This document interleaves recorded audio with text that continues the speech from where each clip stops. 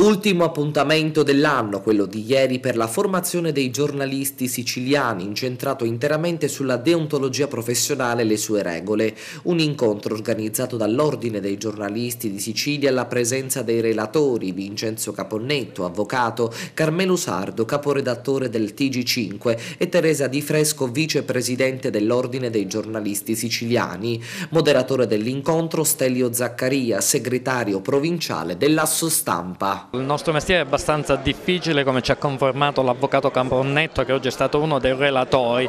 Abbiamo un sacco di leggi, un sacco di cose da seguire, per cui il giornalista che ogni giorno svolge il suo mestiere con attenzione, con diligenza e con professionalità, a mio giudizio va premiato. E tra l'altro si scelgono chi è riuscito a livello nazionale a portare avanti questo nome dei giornalisti agrigentini e chi si affaccia da poco in questa professione, come ad esempio la collega Adriana Di Causi. Penso che questo possa essere da stimolo per i colleghi che lavorano e che vogliono intraprendere questo mestiere. Al termine della formazione si è passato al conferimento dei premi dell'Asso Stampa per il 2014, rispettivamente assegnato a Carmelo Sardo, Nino Ravanà, Carmelo Petrone e la nostra collega Adriana Licausi. È un premio che sicuramente mi riempie d'orgoglio, che voglio condividere con la mia redazione, con la sua professionalità, perché è grazie a TVA che oggi ricevo anche questo premio e oltre TVA anche la redazione della Sicilia, quindi sono felice e orgogliosa. E oggi non me l'aspettavo, io facevo tutt'altro, ho studiato legge a Catania,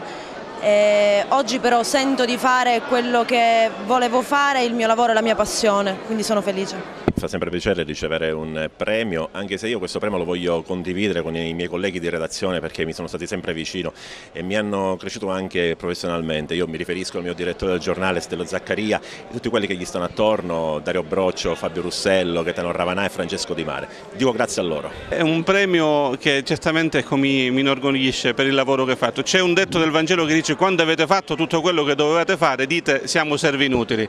Io non penso di aver fatto nulla di straordinario rispetto a quanto dovevo fare, rispetto al mio compito di servire la società e la Chiesa agrigentina prestando il mio servizio appunto come direttore del settimanale. Non rischio di annegare nella retorica abusata se dico che per me tornare a casa, io figlio di questa terra, ricevere un premio dai miei amici, prima ancora che colleghi, che hanno voluto sottolineare il percorso della mia carriera, che loro chiamano successo, io in realtà chiamo semplicemente carriera come può essere la tua, che sei rimasto a raccontare, a fare il giornalista anche qui. Per me non c'è differenza tra chi lo racconta su uno schermo di una TV nazionale e chi invece continua a raccontarlo qui. La materia prima è sempre quella: notizie trattiamo, notizie diffondiamo, giornalisti siamo, colleghi siamo, in questo caso amici siamo.